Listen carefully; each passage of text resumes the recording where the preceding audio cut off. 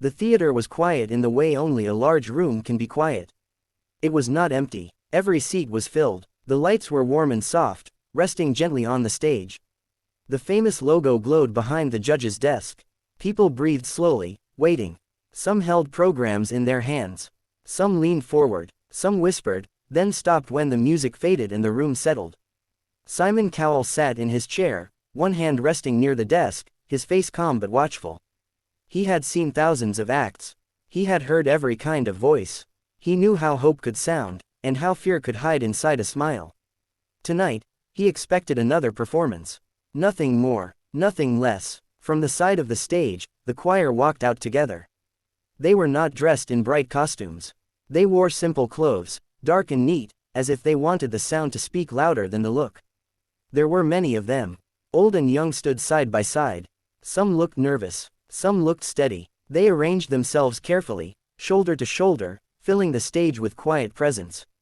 The audience noticed the small details. A deep breath here, a trembling hand there, a lifted chin, a closed eye. This was not a group that rushed. They took their time. They stood still. The silence grew thicker, heavier, like a held breath. Simon Cowell leaned back slightly. His eyes moved across the group. A choir could be powerful, he knew that. But choirs could also hide mistakes. They could feel safe, but safe was not always memorable. The conductor stepped forward. No name was spoken. No long speech was given. Just a nod, a slow raised hand, and then stillness. The problem was simple and human. A choir must become one voice without losing the heart of each person. Many fail at this. Some sing too loud. Some sing too soft. Some forget to listen. And in a place like this, with cameras and lights and pressure, even strong voices can break. The conductor's hand floated in the air. Then it dropped. One voice began. It was quiet, so quiet that people wondered if it was meant to be heard. A single note, soft and warm, like the first light before morning. The sound did not rush. It rested. Another voice joined it, then another. Slowly, carefully, the choir grew. Not louder, just wider. The sound spread across the stage like water across stone. Each voice fit into the next. No one tried to stand out. No one pulled away. The audience stopped shifting in their seats. Simon Cowell's fingers paused. The melody was simple, almost childlike. It moved slowly, with long spaces between the notes. Those spaces mattered. They allowed the sound to breathe. They allowed the listeners to breathe too. The choir sang of waiting, of nights that felt too long, of hope that felt small but real. The words were easy to understand. There were no tricks, no big jumps, just truth carried on steady sound. As the music continued, something changed in the room. The lights seemed softer. The walls felt farther away. The audience leaned into the sound without knowing they were doing it. Some closed their eyes. Some felt a tightness in the chest, a gentle ache they could not explain. Simon Cowell leaned forward now. His face had changed. Not shock, not excitement, something quieter, recognition. The choir reached the end of the first section and held the final note.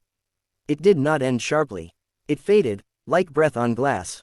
Silence followed. No one clapped, not because they did not like it, but because the silence felt important, like a bridge that should not be crossed too quickly. Then the conductor lifted a hand again. This time, the sound returned stronger. The voices rose together, not in volume but in depth. The harmony thickened. Low voices anchored the sound, steady and calm. Higher voices floated above, clear and gentle. The music wrapped itself around the room. The words spoke of standing together when things fall apart, of finding strength in shared breath, of being seen, even when the world feels loud and uncaring. A woman in the audience wiped her eyes. A man swallowed hard. Simon Cowell did not move. The choir did something unexpected then. They pulled back. The sound thinned again. One by one, voices dropped away until only a small group remained. The melody shifted slightly, like a path turning in the woods. This was the gentle twist. Instead of growing bigger, the choir grew smaller. Instead of reaching for a dramatic high point, they reached inward. The remaining voices sang almost like a whisper, but it carried. It carried because it was honest. The room leaned even closer. The message became clear without being spoken directly. Strength does not always shout. Sometimes it stays. Sometimes it waits. Simon Cowell felt his throat tighten. He had heard loud choirs. He had heard perfect choirs. This was different. This felt shared. This felt real. The conductor's hands moved slowly, shaping the sound like clay. Then, without warning, the full choir returned. Not suddenly, not sharply. They came back together like people finding each other in the dark. The sound filled the room again, richer now, deeper because of what had just passed. The harmony opened up, the melody lifted slightly higher than before. Not high enough to show off, just high enough to feel release. The audience felt it as a wave, a release of breath they did not know they were holding. Simon Cowell's eyes glistened. The final section of the song was the simplest of all. The words repeated, gentle and steady. The message stayed the same. Together, together, together. The choir held the last note longer than expected. It did not shake. It did not waver. It stayed strong and even, as if carried by one shared breath. Then the conductor slowly lowered both hands. The sound ended. Silence returned. This time, it was not heavy. It was full. For a moment, no one moved. No one spoke. The audience needed a second to come back into their bodies, into their seats, into the room.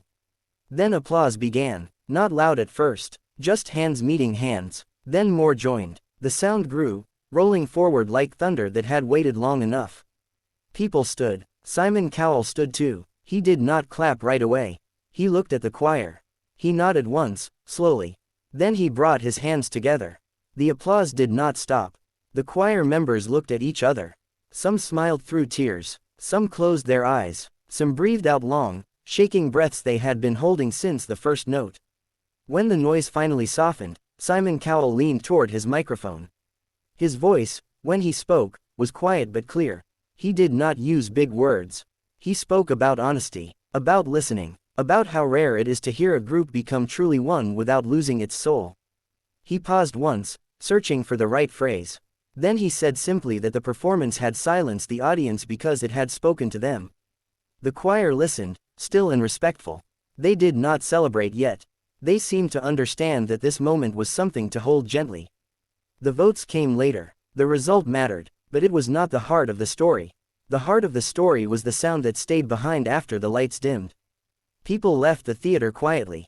They spoke softly to each other. Some hummed the melody without realizing it. Some held hands. Some felt lighter than when they arrived. Simon Cowell sat alone for a moment after the show ended. The room was empty now. The stage was dark, but the echo of the choir lingered. He thought about how easy it is to forget the power of listening. How easy it is to expect noise instead of meaning. The choir had reminded him, and everyone else, that silence can be a gift, and sound can be a home. Backstage, the choir gathered together. There was laughter now, soft laughter, relief, pride that did not need to be loud. They had shared something true. And somewhere between the first quiet note and the final held breath, they had become more than a performance. They had become a moment.